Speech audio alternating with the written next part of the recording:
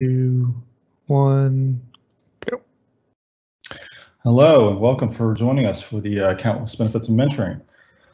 I know there's lots of cool stuff going on in this time slot, so I thank you all for coming out for the early session and letting me talk with you for a little while. So first, definitely need to get a shout out to our sponsors, JetBrains, Microsoft, Grape City, Waste Management, JP Morgan Chase, who all make this all possible, and also to the company that I work for, Improving. I want to tell you about a few cool things. Take a minute that we have going on. We are hiring, so we are in the need for front-end devs, .NET developers, and full stack people in all of our offices, 14 in total, Houston, Dallas, Atlanta, Minneapolis, Cleveland. So if you are in the market for a change, please keep us in mind. Also, we do project management training. So we have a offering of $500 off for all the participants at Houston Techfest. Just use the promo code tech-fest-2020 afterwards and get that nice offer. And also, finally, we do lunch and learns every Friday at 12 p.m. Central Standard Time on all sorts of interesting topics. I actually ran one this past Wednesday on serverless and AWS Lambda. So you can check out the calendar at improving.com and see what's coming up. So I definitely recommend seeing what we have to offer. So let's go ahead and get started. So my name is Mark Runyon. I am a principal consultant with Improving. I am out of our Atlanta office, but we have lots of people today from Houston speaking. And I write for Information Week and the Enterprises Project, as well as Business to Community. I normally focus on topics around IT management, app dev, cloud, and recently I've been doing a good bit in the artificial intelligence space. I have an article publishing this week, in fact, in Information Week on the limitations of AI and machine learning. So please check that out if you are interested. I've been doing application development for the past 20 years. I run the Atlanta App Dev in the Cloud meetup.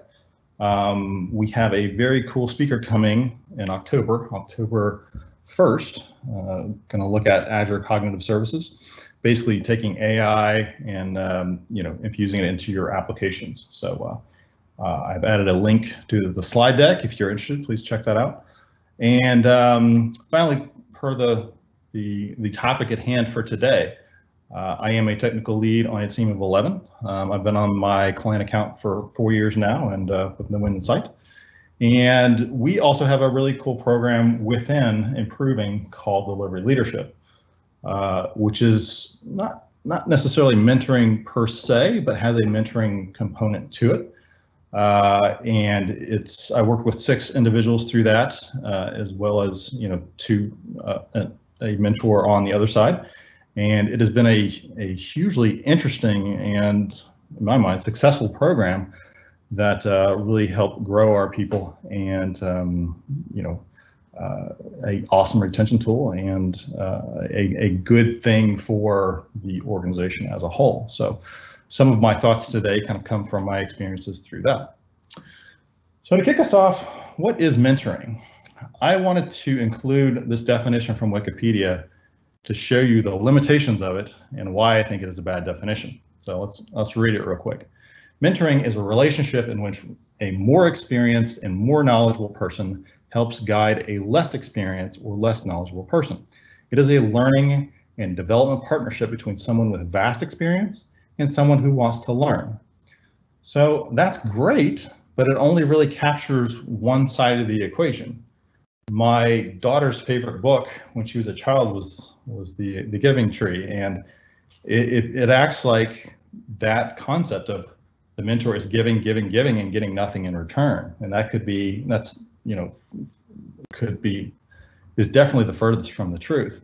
There is sort of a symbiotic relationship of what people get out of being the mentor and being the mentee in that situation, as well as what benefit does the organization have from that relationship and running initiatives to promote mentorship of their people. So my hope is by the time we get to the end of this presentation, you'll see that mentoring is much more than just this one-way street that people traditionally like to see it as. And I don't think Wikipedia would appreciate it too much if I changed their definition, but you know, we can talk about that on a different day. So why is mentoring important? So employees who have a mentor report higher compensation, greater levels of promotion, more commitment, satisfaction in their careers, and more positive feelings about the organization and its management. This is from Harvard Business Review.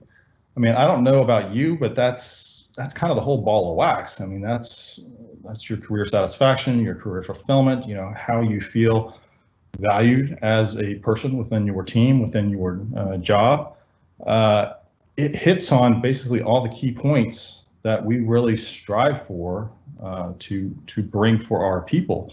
And in this one fairly small initiative, you know, there's lots of things that companies do to try to keep their people and grow their people, but I don't think any have necessarily the impact that this has. So, and also it's an awesome retention tool. So high achievers in large organizations cited lack of mentorship as a chief reason why they left their last job. I don't know about you, but I love working with high achievers.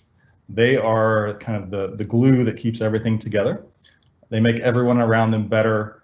They challenge you. They bring interesting ideas to the table, and they take really a lot of pride in their work. So these are the last people on the team that we can afford to lose. So this is why this initiative is so important and something we really need to lean into and to focus on for, you know, not only ourselves, but for all the people that we work with on our teams and within our, you know, organization.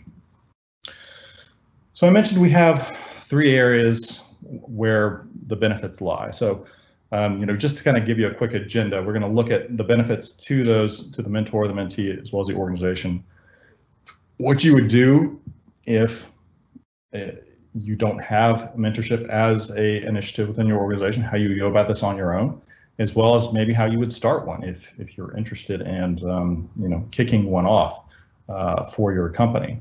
So to start, let's look at the mentor. You know, this is one that's definitely overlooked. People kind of see the mentor as the giver and not really receiving anything in return. So we want to see what exactly is the benefit to them. So the really nice thing about mentorship is it can be a great breeding ground for your future leaders. So few people are born leaders.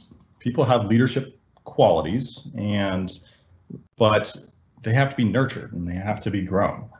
And that's kind of difficult to do in a traditional corporate environment. Leadership opportunities are not necessarily bountiful, and you can't just inject people in and see how are they going to do and are they a competent leader. So by having a tool like mentorship and working with say a junior level dev or mid-level dev, you can kind of get a feel for how they approach things.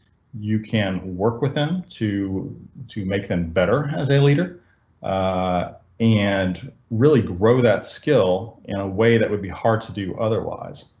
So, and it's also a very low risk environment. So if somebody's sort of gotten to the point where their next step is leadership and, you know, taking them to leadership, that's usually at the wrong time to assess if they'll be effective and efficient in that role. Allowing them to work, say, in a mentorship type situation gives that lower risk of, if we screw up here, it's not the end of the world. If we screw up as a VP of software development, that could be detrimental to the entire organization. So you kind of get to cut your teeth at a lower level before you rise up to where it really impacts and where it really matters. And the nice thing about mentorship too is if you structure it correctly, then you have sort of a chain of people working together. So say I'm working with Joe and he has some questions, some problems he's having at a client, and he's needing some thoughts on how to approach it. I may have my thoughts on how he should approach it, but I don't want to give him the wrong advice either. So I may go to the person mentoring me and say, hey, can you put in a second set of eyes on this and see, am I offering the right advice? Am I missing something? Is there something going on that I'm unaware of that, you know, maybe I'm giving him the wrong advice just because I don't have the complete picture? So by having those more senior level members of the team that the mentors can go to, you really help grow those individuals and help them take those next steps to become that next generation of leaders in the company. A telling statistic that I thought was that 75% of executives were credited mentorship as a driving force in helping them reach their position. So what that tells me is this is a hugely critical initiative for the people who are already there. They see the value, they see the benefit, and they recognize that they wouldn't necessarily be there if they hadn't gotten those opportunities. So that speaks volumes for you know, what can be accomplished here. Exposure to fresh perspectives. So this is the thought that this is not a one-way street. This is more of a you know, the circle of life, if you will, that there's giving on both sides of the equation. So we think of it as the mentor is passing along those years of expertise and experience, and it's just landing, and the mentee is kind of being grown up with that expertise and knowledge. But the person that is being mentored is also bringing things to the equation as well. They're bringing different ideas, different perspectives and approaches. Like I say, I've been working as a app dev for 20 years. So in that 20 years, I have, you know, a certain level of experience in things that I have done that have worked for me. And I probably lean on those things and rely on those things more than I should. I may not seek out a new way of going about things simply because, you know, this works. So why mess with it? And newer members of the team can bring those fresh ideas and perspectives. They can also challenge our assumptions and things that we've done for, you know, 10 years, but we may not have really asked why in a long time. Maybe if things were done this way 5 years ago, and because of certain limitations that we had with the system, but those limitations aren't there anymore. Nobody's really circled back to say, do we need to readdress this again? So by bringing those excuse me, new members into the organization, we get to sort of have that fresh perspective and to start asking why again. So when we devote time, and then also on the mentor side of things, we are devoting time to help somebody that's getting established. So basically the altruistic good feelings that go behind really paying it forward.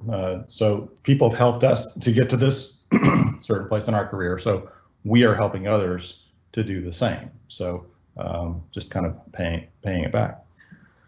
So the benefits to the mentee are what we normally think of when we think of mentorship, but we kind of narrowly focus what that benefit is. Usually we see the guidance side of it, but we don't really see the other facets. So we look at the increased visibility in the organization. So when a new person comes in, they are entering a team that's fully established, that already has their leaders in place and their high achievers, and it can be hard for them to break through and really get noticed.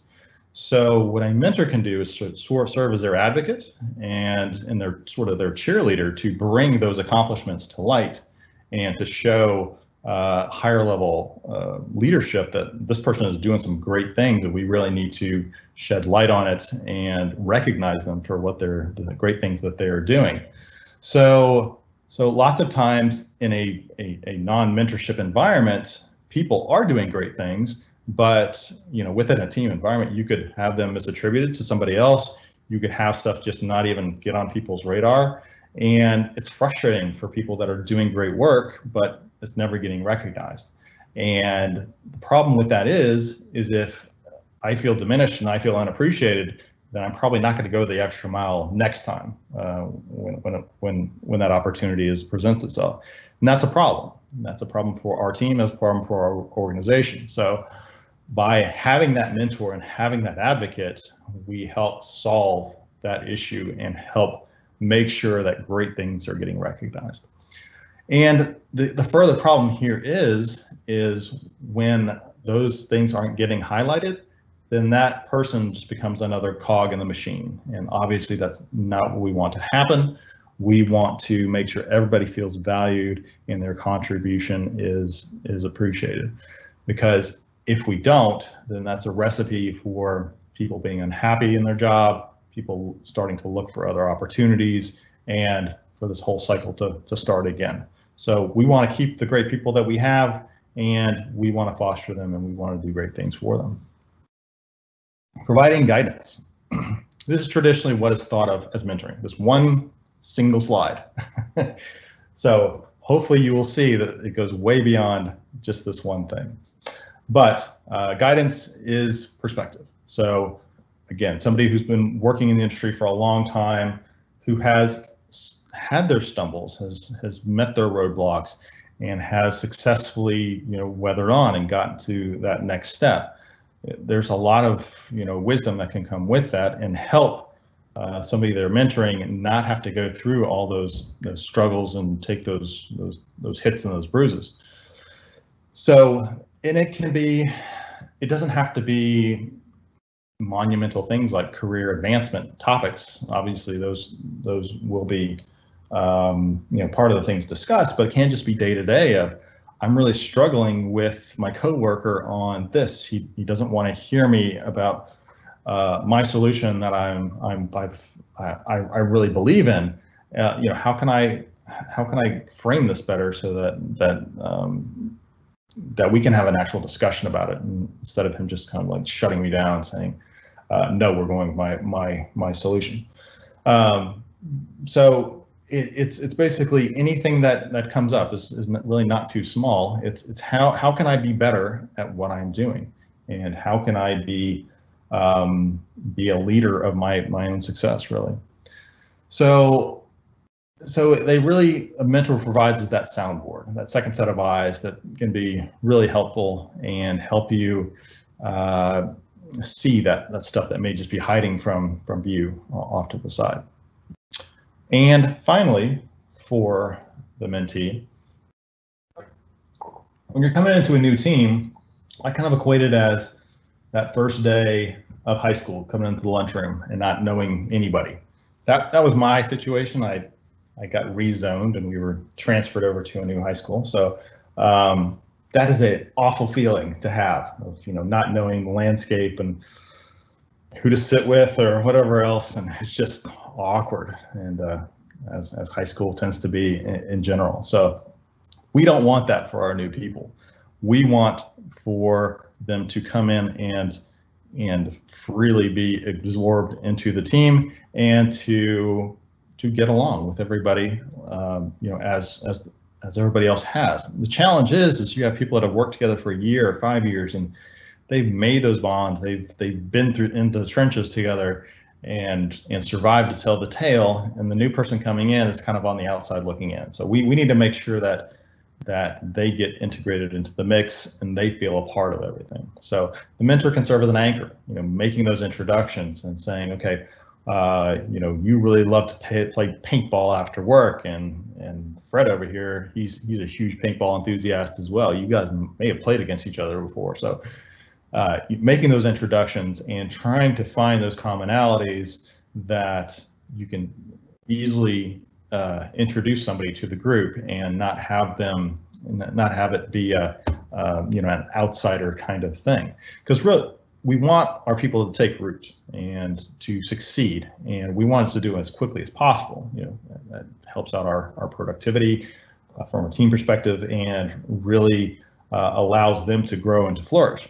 So if we don't allow them to take root, we don't give them that means, then we could have them just not succeed and feel like this was a bad choice for them. It's like, I don't feel welcomed here. I don't feel like a part of the group. Maybe I made a bad decision to join this company.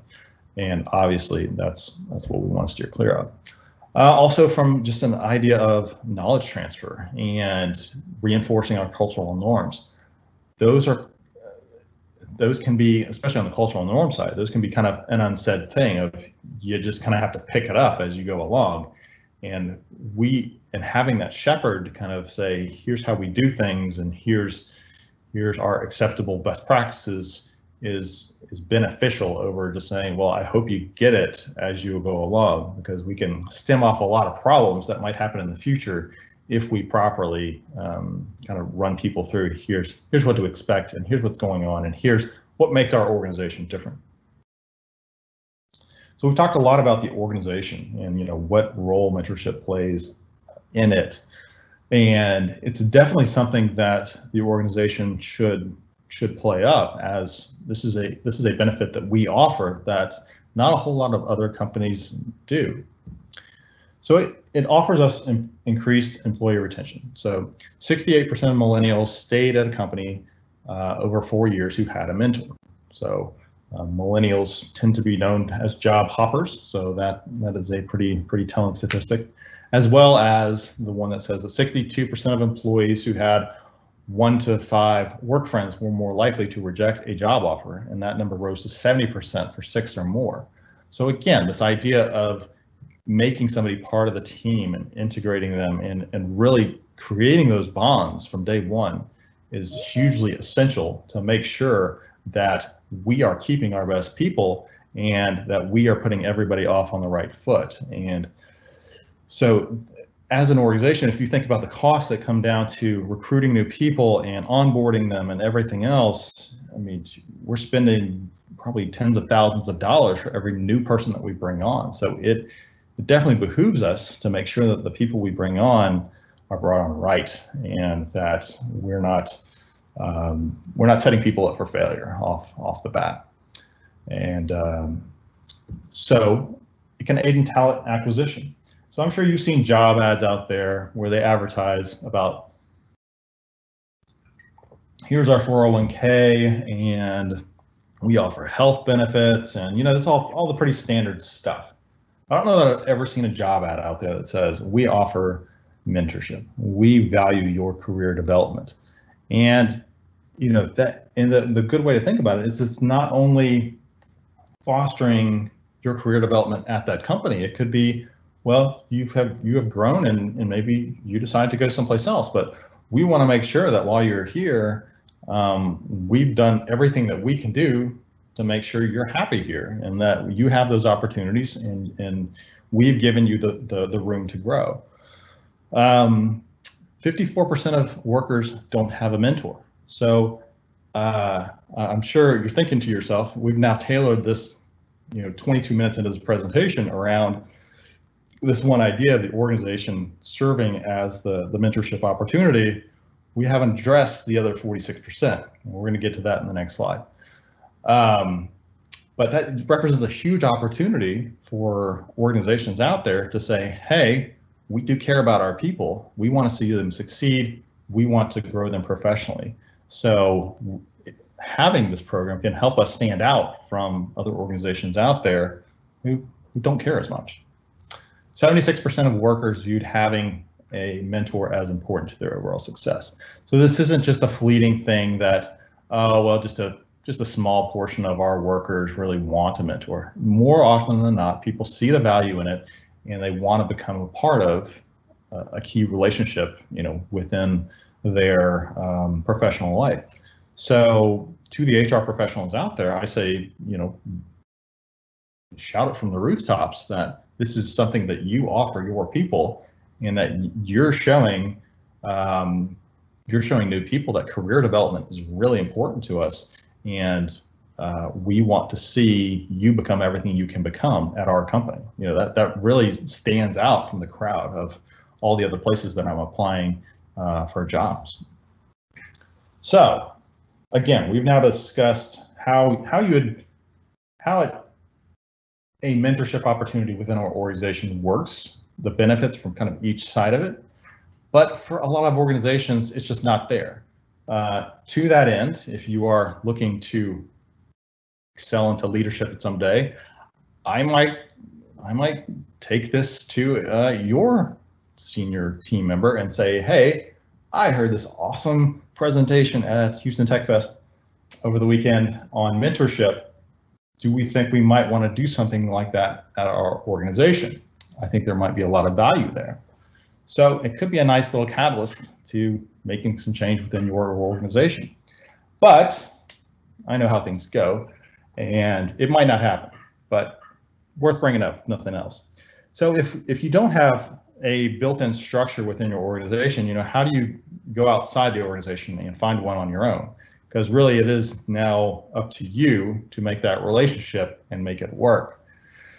So usually you can kind of look around you and see some individuals that have made an impact on your career, whether it could be a past boss, your current boss, it could be a coworker, a previous coworker, maybe it's a friend, somebody within your orbit that you admire, you respect, and you feel that they could be a great person to help you out with your professional goals and your professional struggles.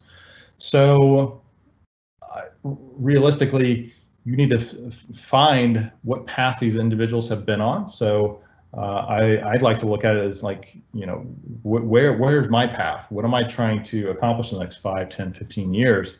You know, what are those jobs? What are those responsibilities? And who's already in those positions? And is one of those people a good candidate for potentially helping me get there? That's a nice, easy way to look at it. And look around you as well. Somebody may be already kind of informally mentoring you. Maybe you guys get together for lunch every once a month or something like that, and you just naturally discuss struggles that are happening at work or whatever else. But maybe there's not a structure to it, and you would like more structure and you know, to have an agenda and for the other person to kind of think through the things you're getting ready to talk about. So it can be helpful to kind of extend that and say, hey, I've really valued the conversations that we've had. Can we make this a little bit more and kind of take it to the next level? Because I've really had a huge benefit out of talking to you about some of these things that have been going on. And you don't, if it's working for you already, then you know, don't mess with it. If you don't necessarily have to put structure and labels on things, if you know, if it's not broken, you know, that kind of thing. Don't fix it. One note here, there is a terminology kind of thing to be aware of, a mentor versus a sponsor. Within the organization, somebody who can give you a new job, a promotion, a raise, that is normally referred to as a sponsor rather than a mentor. Again, it can be semantics at times, but the thought here is it's not, they may not necessarily be the person to bring everything that's going on in your life. Say you're struggling with the idea of, should I stay with this company or should I leave for different opportunities? Possibly there are people that serve in that sponsorship role that you would feel comfortable going to and having these conversations. And a lot of times you're not going to feel comfortable, and you might feel, you know, will I still have a job on Monday after I have this conversation with this person? That's obviously a possibility. So it can be very helpful to have somebody outside the organization to kind of serve as a unbiased participant and to help you see things that those people inside the organization are going to have more difficulty with. So, you know, we discussed about who inspires you, but also look at people who have similar strengths as you and similar personality traits. So the way I look at it is, if I'm say a very introverted person, I'm not necessarily going to reach out to the head of sales, the big time extrovert, who may not realize the same struggles that I go through as an introvert and isn't going to be able to necessarily connect and help me out with those things. Not to say that that person is a bad fit or we want to shy away from them. It's just we need to recognize that if this is something that I really struggle with, then potentially I want to find a mentor that has gone through similar things. And for something that doesn't impact me, but I know has affected others. You know, if you are sort of a minority in tech, so that, you know, women or people of color, it can be very helpful at times to reach out to people with similar struggles that have gone through or are going through those things that can help you create those bridges and see the pathways that might be shut off to you otherwise, or just can help understand what's going on, whereas other people might not be able to because of their experiences just don't line up. So next we have the ask, which is always fun. It's kind of like asking someone out on a date. It's been several years for me since I've been married, but I know it was very nerve-wracking at the time. So you want to create your elevator pitch.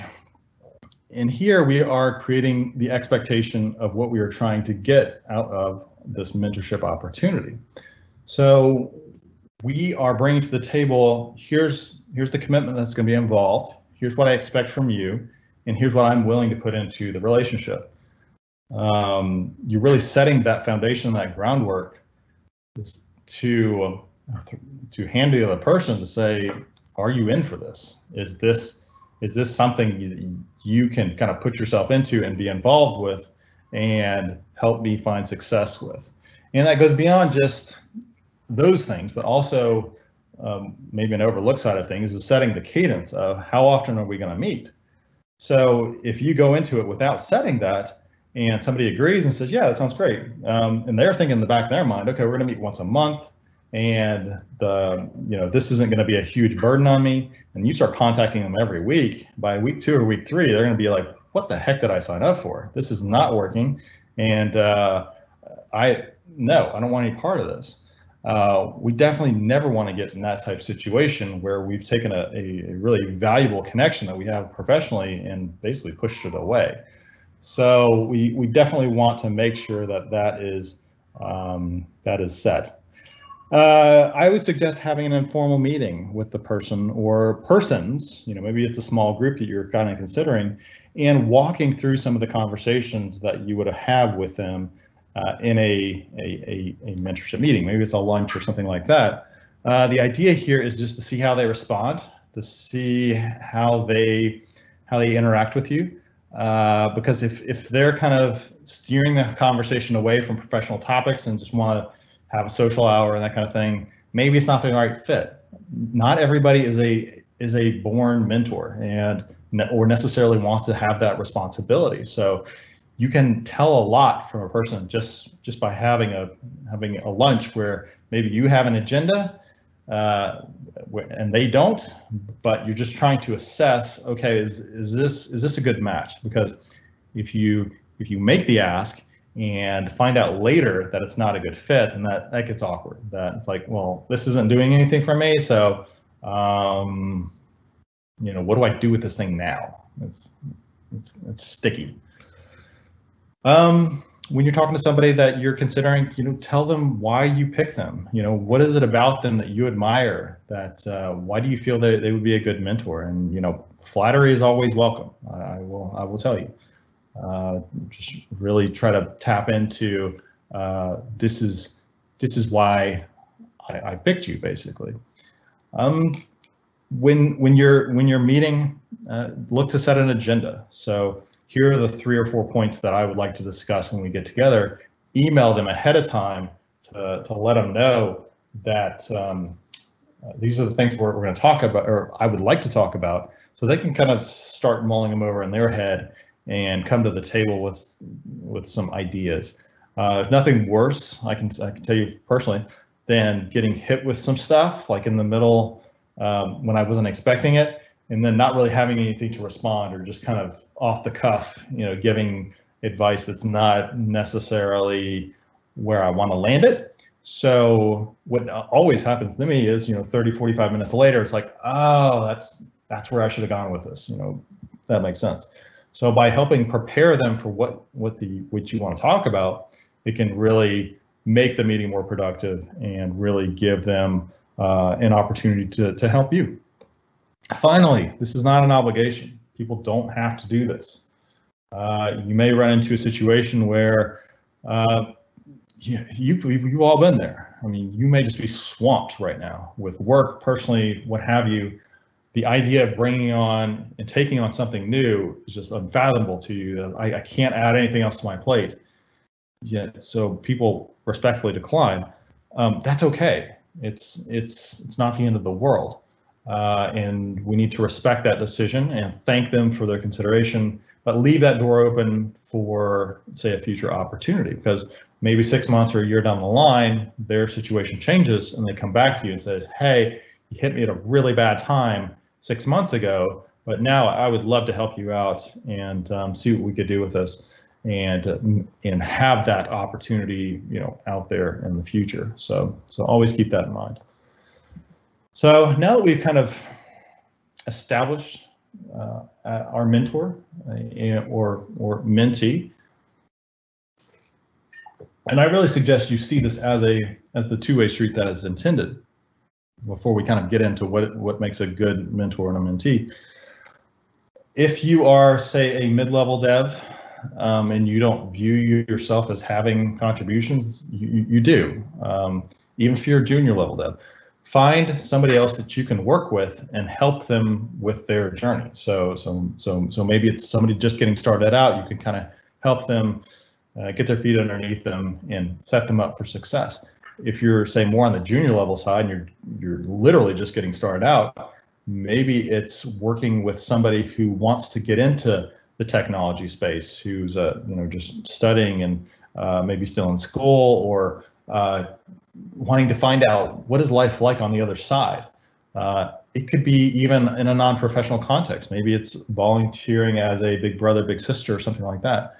There are huge benefits to, regardless of how you come at this, to offering yourself to somebody who really needs that presence, and can help get them to a better place and help them grow. So definitely want to plant that seed as well. So you don't think it's, well, I have to have had 20 years experience before I can be a mentor to somebody else, because that's not true.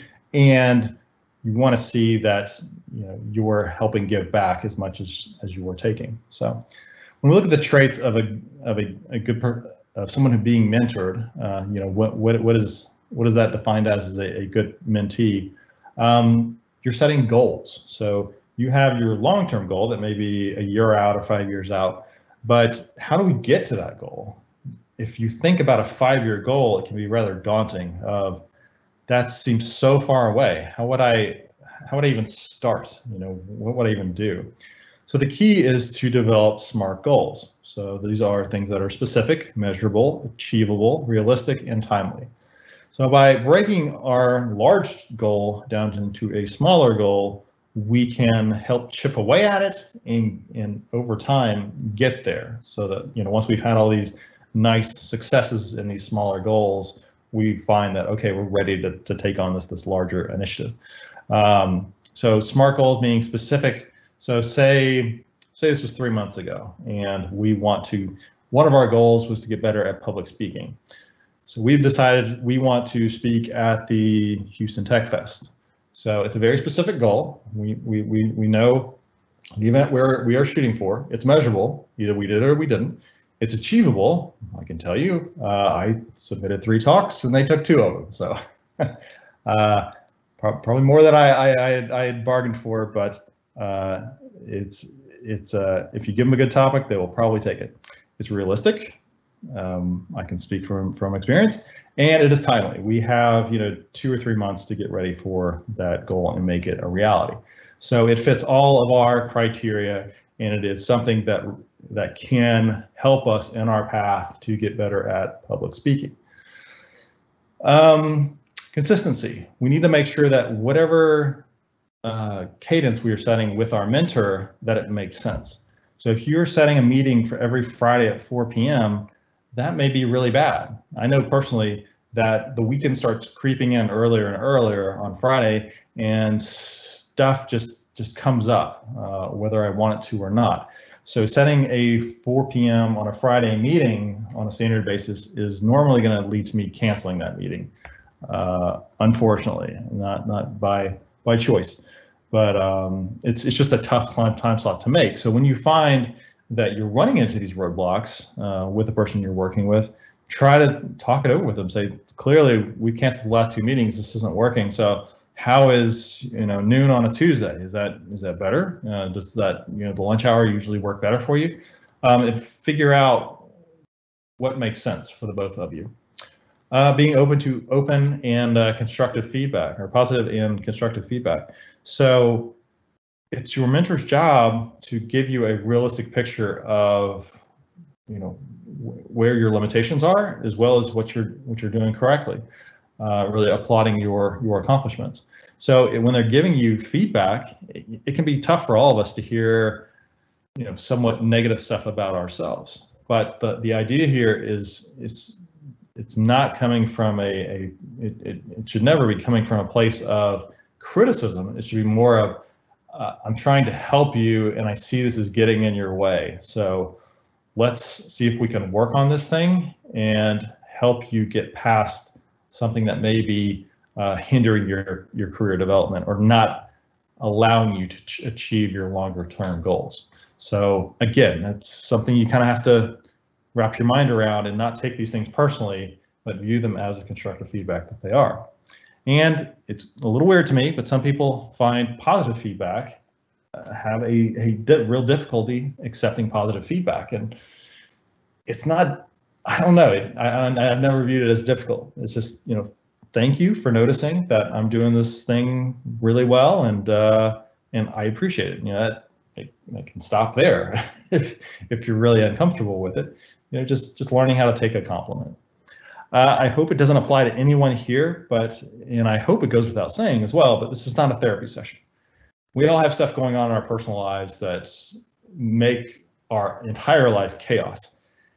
And that's going to happen from time to time, but this is not the place to bring in all that stuff and unload. So definitely have a segment of your meeting that's just kind of laid back and personal and just catching up. How are the kids? What happened with your softball game on Friday? That kind of thing. But the meat of the session should be about you and your professional development or professional struggles at work, what have you, and keep the chaos out of it. If you need a therapist, get a therapist. Your mentor is not that person. And then finally, you may need multiple mentors depending on what your career goals are. So say I am an app dev. Maybe I am trying to learn and be more proficient at Angular. So maybe I'm working with a mentor to a senior level Angular person to help me grow that skill set and get to where I need to be. But maybe if I'm looking out 5 years down the road, I'm really intrigued about data and Power BI, and I'd love to get into that space. So I can't expect the person that I'm working on with Angular to help me out with my Power BI goal. So maybe I have 2 different mentors, one helping me out with this shorter term goal, and then somebody else helping me out with that longer term goal, so that I can kind of in tandem work towards both, but I'm not relying on one person to be everything for me. And that's okay for somebody not to be everything and having to basically expand yourself a little bit and look towards other people to fulfill those things. So the flip side of the equation, what makes a good mentor? So you can think of a mentor as a navigator. They are there to remove roadblocks, create bridges. They're not there to solve your problems. They are the facilitator and somebody to help you along the way. You still have to do the work to accomplish whatever you're going to accomplish, but at the end of the day, you can't expect them to do the work for you. As a mentor, you should not put your goals on other people. I've struggled with this in the past. I had somebody that I worked with wanted to move into technical leadership, and we had an initiative through our company that was a sort of a higher level account management leadership course. And so thinking in my mind, coming from more of an account leadership type perspective, I presented it to this individual and said, hey, you need to check this out. This is awesome. I think you get a lot out of it. And because for me, it's difficult to detach the two and say, okay, you could be a technical leader without being an account leader as well. So I was having a hard time really keying into what he was saying and what his goal was. And in a way, I was trying to put my goal onto him. So he went to the meeting, he checked it out, and came out and was like, yeah, this isn't really for me. And so after the fact, I look back at it and say, okay, well, I see where I screwed up there. This is a great opportunity. It's an opportunity that should have been presented to him, but it should have been presented as, I know you're looking to go in the direction of technical leadership, but I ran across this interesting opportunity on the account leadership side that might be a good fit for you. I just want to bring it to your attention so that you're aware of it, and then let them do with it what they will. So to be the guide, to not try to change their course or to push them in a certain direction, but to really just be the facilitator and the helper. Don't hide your failures. I know personally I've learned a lot more from my failures than I ever have my successes. So that can be a huge benefit to anybody that you're working with, and to help them not have to learn from those failures and not have to have them themselves. It can be a hugely valuable thing. But if you're hiding those failures from the people you're working with, then they don't see that this is something that I might butt up against, and then I don't know how to handle it when that time comes. Kind of like we saw on the last slide, being very honest. Criticism can be hard to hear, but it's really the only way to help people improve. So we shouldn't be afraid to be honest. But again, this is constructive criticism. So this is a safe space to communicate in, and we need to be open with each other.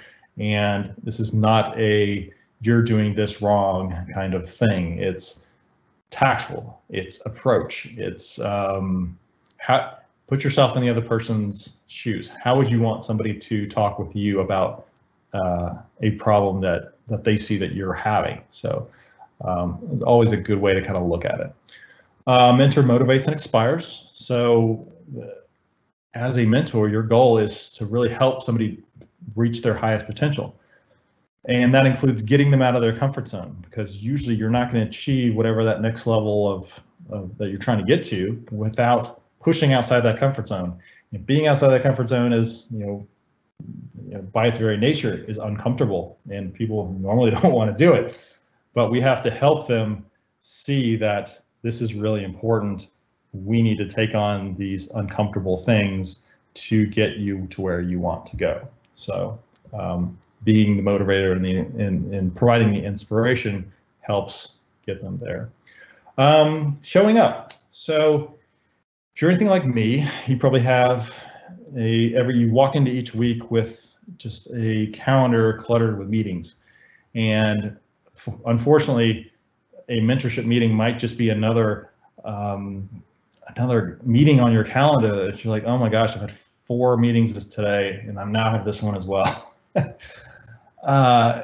Show up, make sure you're engaging and participating and learning for the person that you're working with, because even though it's all a matter of perspective, even though this may just be another meeting for you, this could be their most important meeting the entire week, and the thing they've been looking forward to this entire time. So by you just kind of half-assing it and not really caring, it really undercuts what the mentee can get out of that session, and really undercuts the whole purpose of what we're doing here. So really see the value in what you have to offer in your role in this thing. Keeping goals in focus. So when you're talking with somebody and they say they're trying to do something, keep your ears open and see if there might be an opportunity out there to take advantage of. So with one instance I can think of, we do training activities at improving around project management. And one of the individuals I was working with really wanted to get their PMP certification. So I think through the grapevine I had heard that we had an open slot available in one of those classes. So bring it to them saying, hey, you might want to check this out.